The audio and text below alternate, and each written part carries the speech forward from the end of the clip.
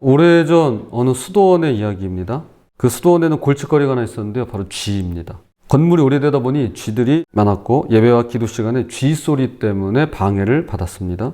여러 방법을 써봤지만 역부족이었습니다. 그러다 누군가가 묘안을 냈습니다. 예배 시간마다 고양이 한 마리를 기둥에 묶어둡시다. 이거 정말 효과가 있었습니다.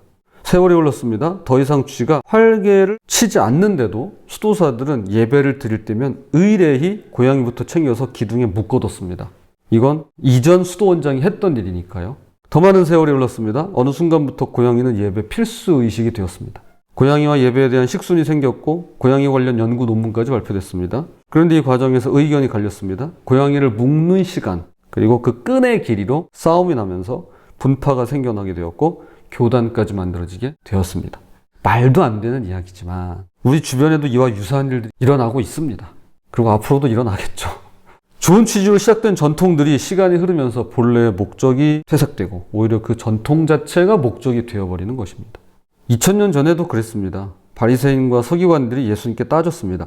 당신 제자들이 왜 장로들의 전통을 지키지 않는 거요? 이 장로들의 전통은 나쁜 것이 아니었습니다. 선한 의도로 시작된 것들이었습니다. 그런데 예수님께서 다음과 같이 말씀하시죠. 3절 너희는 어찌하여 너희의 전통으로 하나님의 계명을 범하느냐. 네, 전통으로 하나님의 계명을 범해요. 좋은 전통인데 하나님의 계명을 묵살해버려요. 그래서 하나님의 법을, 하나님의 뜻을 거스러요. 이 시간 전통이 가리는 본질에 대하여 두 가지로 함께 살펴보도록 하겠습니다. 첫 번째, 선한 전통도 본질을 가릴 수 있습니다. 바리새인과 서기관들이 예루살렘에서 갈릴리까지 찾아와 말합니다. 그럼 생각해 보세요. 예루살렘에서 갈릴리까지 찾아왔대요. 그 당시에 무슨 차를 몰고 온 것도 아니에요. 하다못해 대중교통을 이용한 것도 아니에요. 글쎄요, 뭐 어떤 이유로 왔는지 모르겠지만 뭐 오다 들른 걸 수도 있겠죠. 지나가는 길에 뭐 들른 걸 수도 있겠지만 어찌됐든 그 멀리에서부터 예수님을 찾아왔어요. 누가? 종교 지도자들이. 그러면서 이렇게 말합니다. 2절 당신의 제자들이 어찌하여 장로들의 전통을 범하나이까 떡 먹을 때 손을 씻지 아니하나이다. 와, 그 멀리에서 찾아와가지고 하는 말이 이거예요. 떡 먹을 때 손을 씻지 않는데. 그 당시 이제 빵이죠. 와우. 여기서 장로들의 전통이란 이스라엘에게 율법을 주신 이후 대대로 율법 해석과 적용이 전통으로 축적되어 왔는데요. 이것이 바로 장로들의 전통입니다. 이 전통들은 사라져버리기 쉬운 과거의 율법을 삶에 적용할 수 있도록 해석해서 만들어진 규정들이었습니다. 그렇죠. 뭐 오래된 것들이니까 사라질 수 있잖아요. 퇴색될 수 있잖아요. 그러니까 이걸 삶에 적용해서, 현대에 적용해서 이렇게 쭉 이어오는 그런 규정들인데요. 손 씻는 것도 처음에는 제사장들이 성전에서 섬길 때 하던 정결의식이었습니다. 그런데 좋은 거잖아요. 손 씻는 거.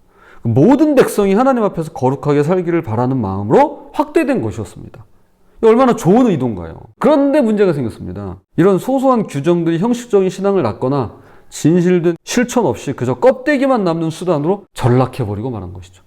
이에 예수님께서 구체적인 예를 들어주십니다. 4절에서 6절 하나님이 이르셨으되 내 부모를 공경하라 하시고 또 아버지나 어머니를 비방하는 자는 반드시 죽임을 당하리라 하셨거늘 너희는 이르되 누구든지 아버지에게나 어머니에게 말하기를 내가 드려 유익하게 할 것이 하나님께 드림이 되었다고 하기만 하면 그 부모를 공경할 것이 없다 하여 너희의 전통으로 하나님의 말씀을 폐하는도다. 그러니까 이런 거예요. 어떤 사람이 부모 부양이 부담스러워요. 오늘날 아닙니까 이게 딱? 아니 뭐 언제는 안 그랬을까요? 사실 부모님 부양하는 게 쉽지는 않죠. 자, 이게 너무 부담스러운 거예요. 그래서 이렇게 말하는 겁니다. 제가 드릴 재산을 이미 하나님께 드렸습니다 라고 선언을 하면, 자기가 그렇게 고백을 하면 부모 공양의 의무에서 벗어날 수 있었고, 이것이 그 유명한 고르반 제도입니다. 와우, 편했을 것 같아요. 당시 종교적으로 완벽했죠. 전 하나님을 섬깁니다. 그러면 이제 부모는 봉양이든 공양이든 안 해도 되는 거예요. 그러나 실상은 부모 공경이라는 하나님의 근본 계명을 회피하는 핑계로 악용되었죠. 왜 법은 항상 그런 위험이 있잖아요. 법기술, 법꾸라지 다 거기서 나온 말들이잖아요. 교회 여러분, 우리에게도 혹시 이런 게 있지 않을까요? 좋은 전통, 좋은 제도들이 어느새 정작 중요한 것을 가리는 장애물로 변질되는 경우 말이죠. 이제 군대에서는 이런 것들이 좀 보일 때가 있어요. 군대에서는. 우리 사회에서도 그럴 수 있죠. 이제 공직자 같은 경우 그럴 수 있죠. 또 역사가 오래된 어떤 회사에서 그 회사에 내려온 어떤 분위기가 있으니까요. 교회에도 그럴 수 있죠. 예수님께서 이사야 말씀을 인용하시며 말씀하십니다. 8절 9절 이 백성이 입술로는 나를 공경하되 마음은 내게서 멀도다. 사람의 계명으로 교훈을 삼아 가르치니 나를 헛되이 경배하는도다 하였느니라 하시고, 입으로는 공경하면서 마음이 멀리 떠나 있다면 그것은 헛된 경배일 뿐입니다. 형식과 마음이 일치하여 참된 경배자로 살아가는 우리가 되었으면 좋겠습니다. 두 번째, 진리 앞에서 타협하지 말아야 합니다. 이제 예수님께서 무리를 불러 말씀하십니다. 11절 입으로 들어가는 것이 사람을 더럽게 하는 것이 아니라 입에서 나오는 그것이 사람을 더럽게 하는 것이니라. 이 말씀을 들은 제자들의 심장이 덜컥 하고 내려앉았습니다. 제자들이 걱정이 되는 겁니다. 그래서 이렇게 말해요. 12절 이에 제자들이 나와 이르되 바리새인들이 이 말씀을 듣고 걸림이 된 줄을 아시나이까. 그러니까 이게 이제 문화 차이 같아요. 이게 유교 문화권에서는 이런 말을 못해요. 스승님한테 어떻게 이런 말을 감히 합니까? 아니 예수님, 바리새인들이 지금 예수님 말씀을 듣고 걸림이 된 거 아세요? 이제 유교 문화권에서는 이게 안 되죠. 근데 이제 자, 서양 문화권이라고 할 수 있겠죠. 뭐 그럴 수 있는 거예요. 표현이 어찌 됐든 간에 예수님에게 이제 요 사실을 확인하는 거죠. 아, 이거 이러면 안 될 것 같은데요. 뭐 이렇게.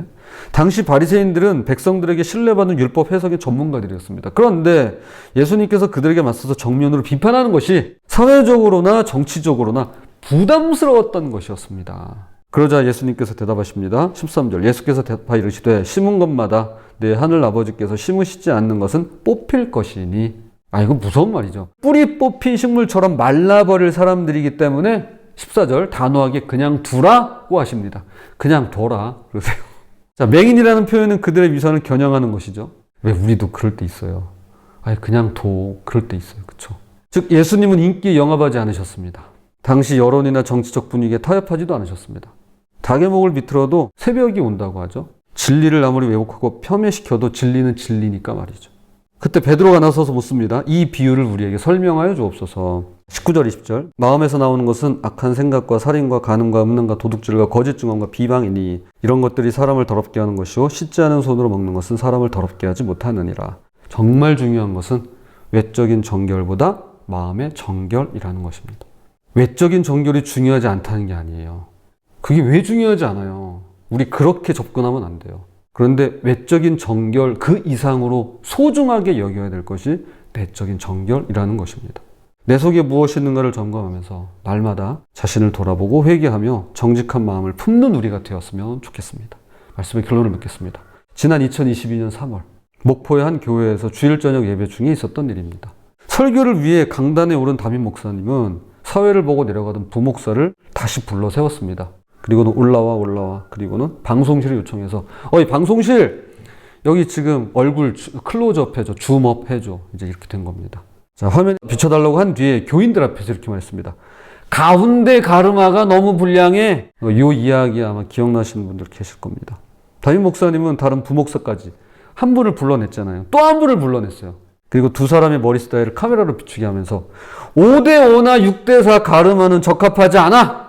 2대8이나 3대7로 바꾸라고 그 자리에서 요구했습니다.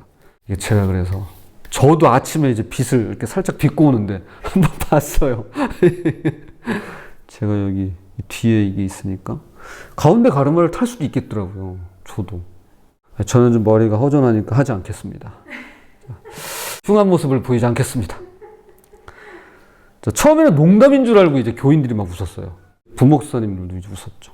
그런데 담임 목사님이 진작 정색을 하자 당황을 했고 결국 두 사람은 웃음기 없는 얼굴로 죄송합니다. 시정하겠습니다. 라고 크게 대답하고 나서야 제자리로 돌아갈 수 있었습니다. 앞서 본 고양이 얘기와는 결이 다르지만 오늘날 지도자의 신념이 어떻게 복음을 가릴 수 있는지 보여주는 예입니다. 저도 자유롭지 않죠. 제가 기사를 보면서 이해는 돼요. 왜 그럼 2대8이나 3대7이냐? 이제 이렇게 된 거죠. 뉴스에 나오는 앵커들처럼 2대8이나 3대7로 하세요. 이제 이렇게 된 거죠. 그게 정석이었으니까. 그분 생각엔. 근데 문제는 그거죠. 그건 그분의 신념이에요. 신앙도 아니고 아무것도 아니에요. 혹시 우리도 좋은 전통이나 관습 때문에 정작 중요한 것을 놓치고 있지는 않을까요? 교회 일 때문에 가족을 소홀히 한다거나 종교적 형식 때문에 이웃사랑을 잊어버린다거나 우리만의 방식 때문에 복음의 본질을 가린다거나 행여 고양이를 신경 쓰느라 예배를 잊어버린다거나 또는 가르마를 신경 쓰느라 더 중요한 걸 놓친다거나 말이죠. 하나님은 우리 마음을 보십니다. 완벽한 형식보다는 진실한 마음을, 겉모습보다는 속사람을 더 기뻐하십니다. 오늘 새로운 하루, 새로운 한 주를 시작하면서 비본질적인 것들에 매여 있기보다는 복음의 본질 안에서 자유롭게 살아갔으면 좋겠습니다. 고양이도 가르마도 누군가에겐 중요할 수 있습니다. 왜 이게 중요하지 않겠어요? 필요에 따라 중요해지죠. 그러나 더 소중한 하나님을 향한 진실한 마음을 놓치지 않는 우리 고사리 교회가 되었으면 좋겠습니다. 부디 진실된 마음으로 주님을 섬기며 이웃을 사랑하며 진리를 따라 기쁨으로 살아가는 저와 여러분이 되시기를 주님의 이름으로 부탁을 드립니다.